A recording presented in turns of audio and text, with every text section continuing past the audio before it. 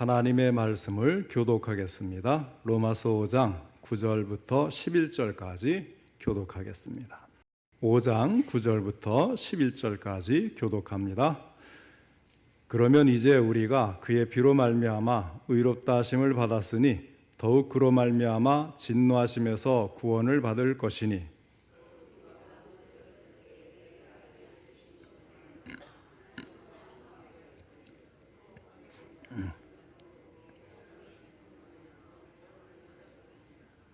다 같이 읽겠습니다. 그뿐 아니라 이제 우리로 화목하게 하신 우리 주 예수 그리스도로 말미암아 하나님 안에서 또한 즐거워하느니라. 아멘. 이 시간에는 하나님 안에서의 즐거움이라는 제목으로 함께 말씀을 듣겠습니다. 먼저 하나님께 기도드리겠습니다. 하나님 아버지, 오늘도 저희들을 사랑하시고 예배마다 받아주시니 감사를 드립니다. 이 시간에도 예배드리는 저희들을 위해서 귀한 말씀을 주셨사오니 이 말씀을 저희들이 잘 깨닫고 하나님의 원하시는 뜻대로 살 수 있도록 전할 때도 들을 때도 성령님이 함께 하시고 도와주옵소서. 예수님의 이름으로 기도하옵나이다. 아멘. 흔히들 이 세상에는 두 종류의 사람이 있다고 합니다. 하나는 소유형의 사람이고 또 한 종류는 존재형의 사람입니다. 소유형의 사람은 삶의 가치와 목적을 소유의 넉넉함에 두면서 살아갑니다. 그런데 소유형의 사람에게는 하나의 맹점이 있습니다. 소유형의 사람들은 바로 자기 자신이 중요한 존재임을 생각하지 못한다는 것입니다. 그래서 그들은 자기가 가지고 있는 소유물로서 자기의 가치를 대신하려는 경향이 있습니다. 나는 이렇게 멋진 집에서 산다. 나는 이렇게 좋은 차를 타고 다닌다. 나는 이렇게 좋은 직업을 가지고 있다. 그는 자기 자신이 그런 것들보다도 훨씬 귀중한 존재라는 사실을 망각하고 있는 것입니다. 그래서 그는 자기의 참모습을 감추고 그저 자기가 소유하고 있는 그 소유물들을 대신 내세우면서 자랑하려고 하는 것입니다. 그러나 존재형의 사람은 그렇지가 않습니다. 존재형의 사람은 삶의 가치와 목적을 소유의 넉넉함에 두지 않습니다. 그는 자기 자신이 얼마나 귀중한 존재인지를 잘 깨달아 알기 때문에 관심의 초점을 다른 것에 두고 살아갑니다. 내가 과연 어떤 존재가 되어야 되는가? 나는 어떤 삶을 살아야 하는가? 내가 어떻게 살아야 가치 있고 보람 있고 의미 없는 생을 살 것인가? 이러한 데에 관심이 많게 됩니다. 자, 우리는 어떤 종류의 사람일까요? 소유형의 사람입니까? 그렇지 않으면 존재형의 사람입니까? 우리가 명심해야 될 것은 소유형의 사람이 되어서는 진정한 행복을 누리기가 어렵다는 사실입니다. 왜 그렇습니까? 소유에 대한 인간의 욕구는 무한하기 때문입니다. 30평짜리 아파트에 살면 50평짜리 아파트에 살고 싶은 것이 인간의 욕구입니다. 돈이 1억이 있으면 2억을 갖고 싶고 2억이 있으면 5억을 갖고 싶은 것이 바로 인간의 본능입니다. 소유형의 사람은 자기의 욕구가 충족되지 않기 때문에 만족을 누리질 못해요. 그런 사람이 내가 가지고 있는 것이 거의 없어져 버렸다면 내세울 것이 없으니까 자기 자신조차도 초라하게 스스로 생각해버리고 마는 것입니다. 그 결과 행복할 수가 없게 됩니다. 우리는 우리의 행복을 위해서라도 이런 소유형의 사람이 되지 말고 하나님 앞에서 소중한 나의 존재임을 깨닫고 존재형의 사람이 되어야 하겠습니다. 우리가 진정한 행복을 누리기 위해서는 먼저 나 자신이 얼마나 귀중한 신분인가를 바로 깨달아 알아야 합니다. 그렇지 않고서는 내가 가진 것이 아무리 많다고 해도 결코 행복할 수가 없습니다.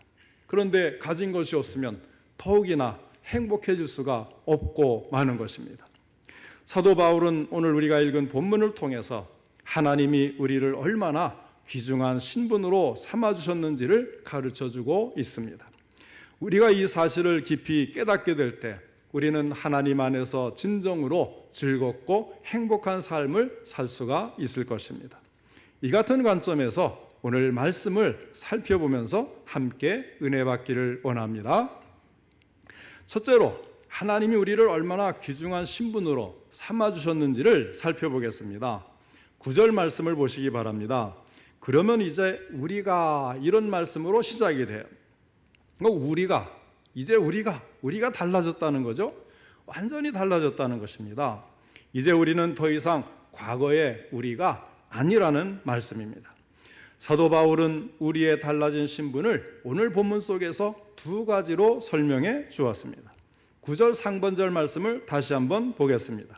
그러면 이제 우리가 그의 피로 말미암아 의롭다 하심을 받았으니, 이제는 우리가 예수 그리스도의 피로 말미암아 모든 죄의 문제를 해결받고 의롭다 하심을 얻었습니다.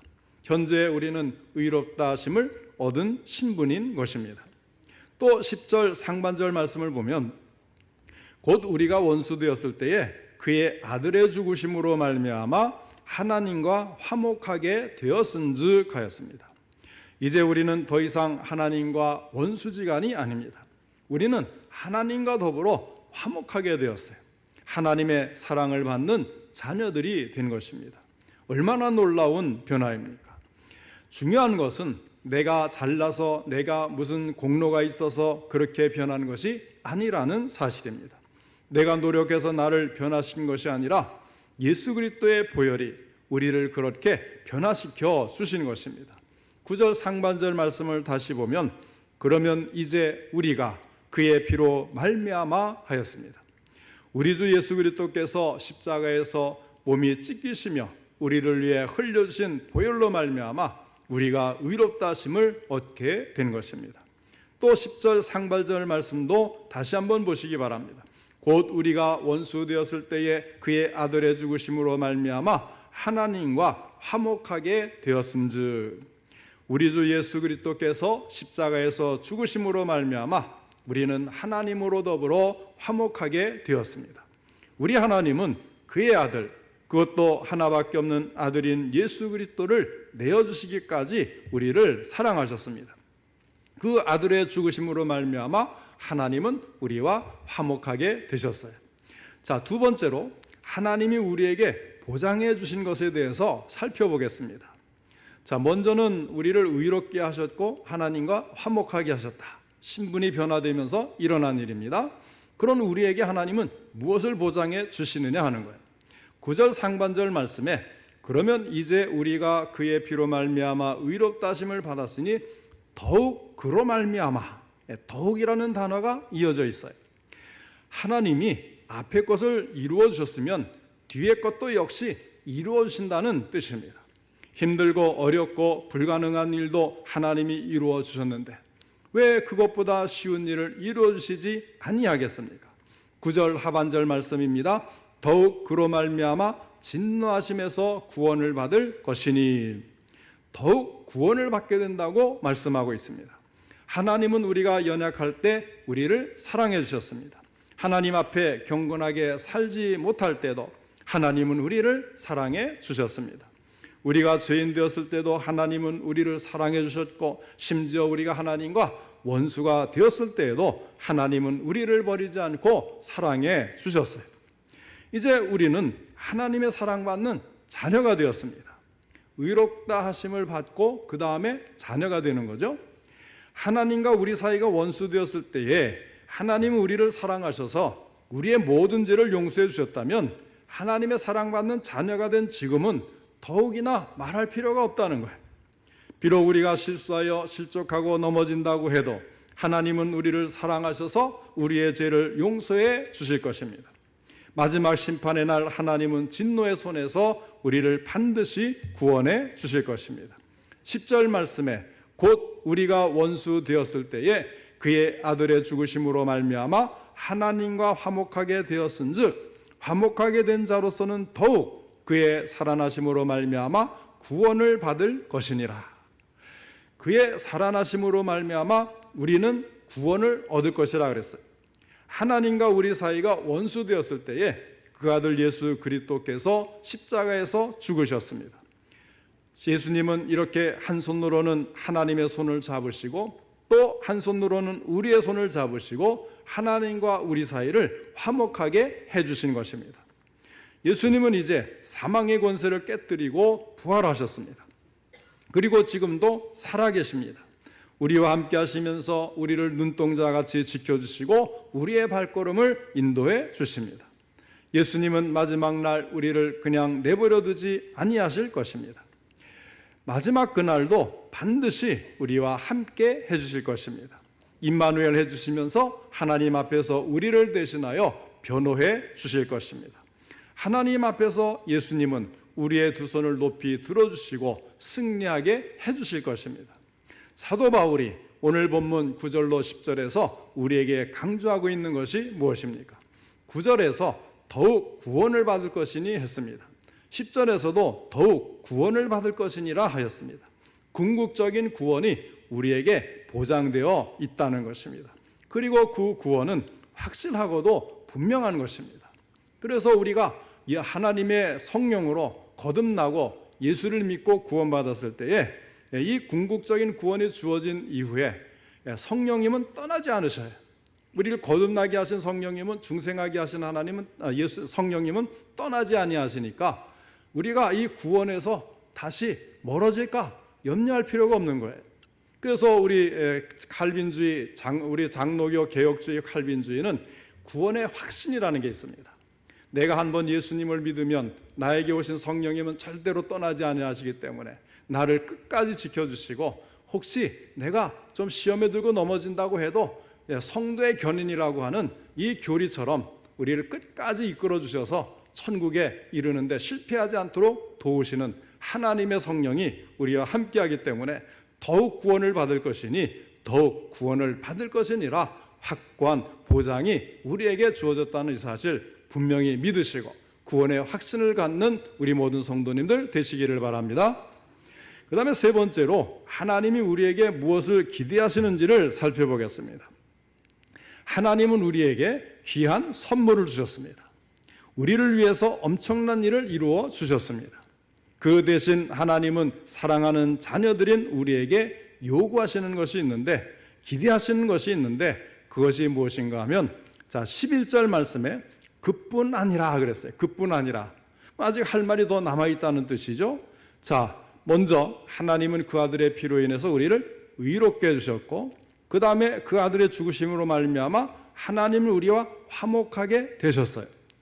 자, 우리를 하나님의 사랑받는 자녀로 삼아주셨고 영원한 구원을 보장해 주셨는데, 그뿐 아니라 그것으로 끝난 게 아니라는 거예요. 그에 못지않게 중요한 것이 남아있는데, 그것이 무엇인가 하면 11절에 그뿐 아니라 이제 그랬어요. 과거는 지나갔습니다. 이제 우리는 그리스도 예수 안에서 새로운 사람이 되었습니다. 하나님의 사랑받는 자녀가 된 우리에게 하나님이 기대하시는 것이 무엇인가 하면 11절 하반절의 말씀입니다.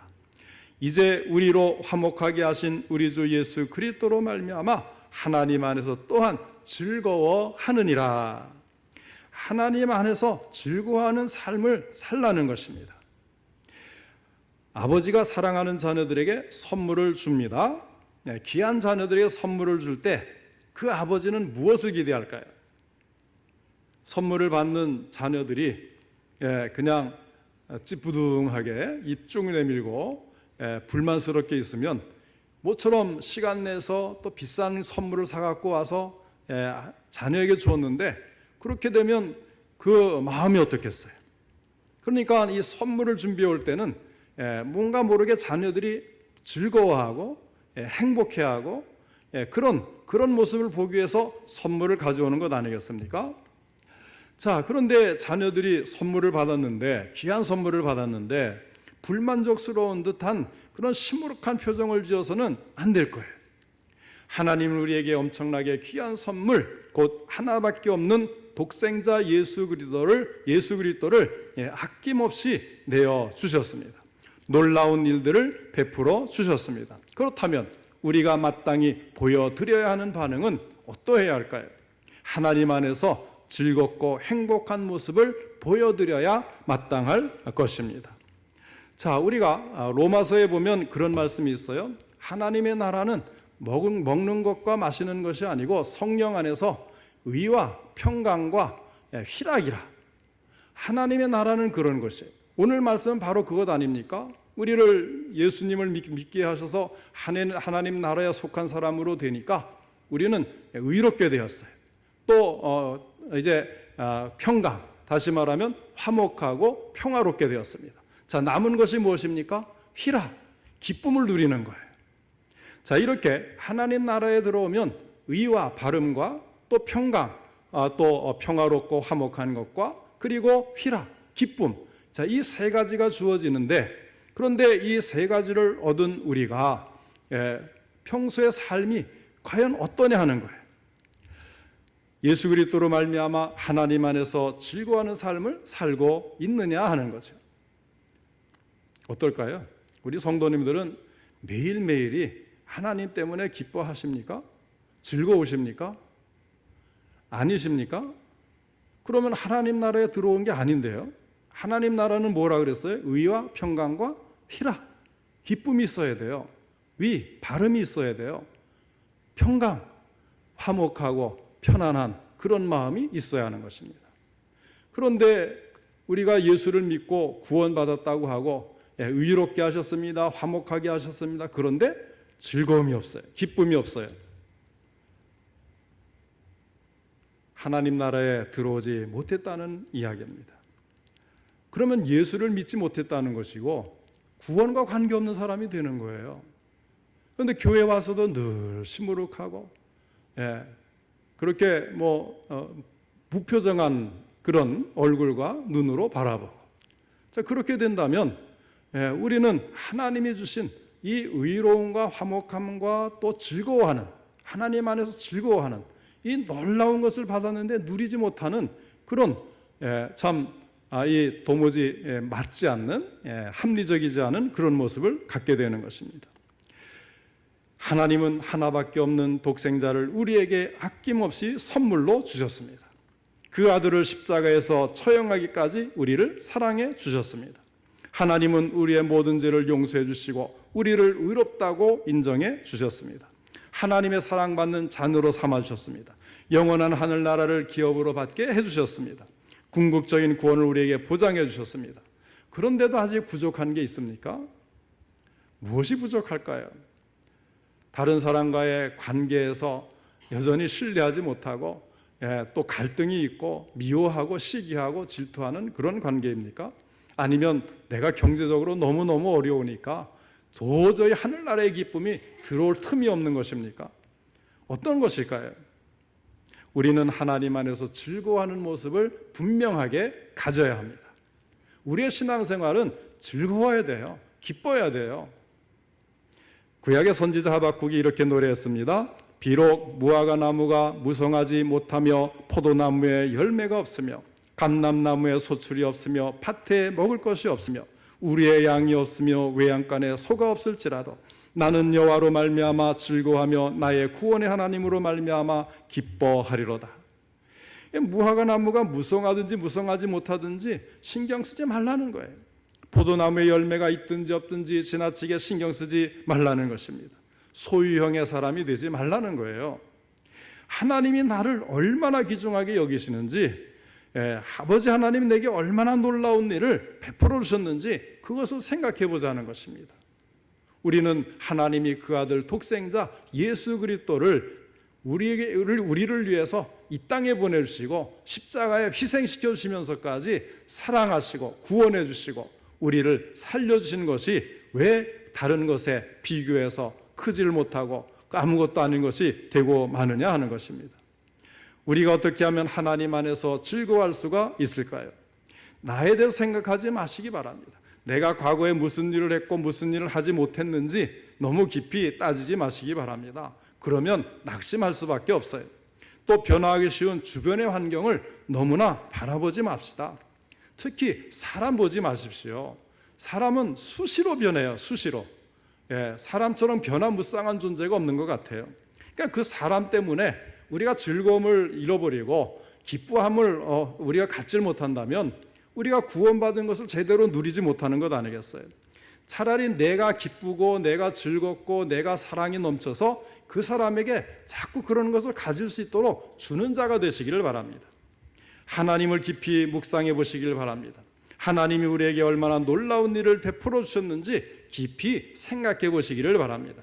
하나님을 깊이 묵상할 때 우리의 마음속에 하나님 안에서 즐거워하는 마음이 저절로 일어나게 될 것이고, 그러한 사람을 바라보는 다른 사람이 영향을 받게 될 거예요.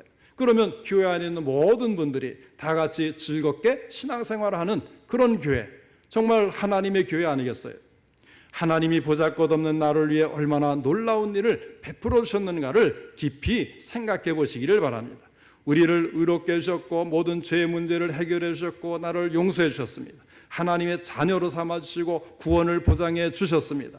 그런데 그것으로 끝나는 것이 아니고 임마누엘 하시잖아요. 오늘 오전에도 설교를 한 것처럼 함께 해주시겠다 약속을 하시고, 약속은 반드시 지켜주는 거예요. 그러니까 지금 말씀대로 약속대로 우리 성도님들과 함께 하셔서 매 순간 그 발걸음을 인도해 주고 계신 겁니다. 여호와 이레로 모든 것을 예비하시고 우리의 발걸음을 인도해 주십니다. 여호와 니시 하나님이 되셔서 우리로 하여금 승리하는 삶을 살아가게 하시는 것입니다. 여호와 삼마 하나님이 거기에 계십니다. 언제나 거기에 계셔서 항상 우리를 보시고 우리를 위해 항상 필요한 것들을 제공하시는 그 하나님 더욱더 깊이 묵상하시기 바랍니다. 그러할 때 우리도 우리 주 예수 그리스도로 말미암아 하나님 안에서 누리는 즐거움으로 충만할 수가 있을 것입니다. 이 시간 성령께서 우리 성도님들을 도와주시기를 바랍니다.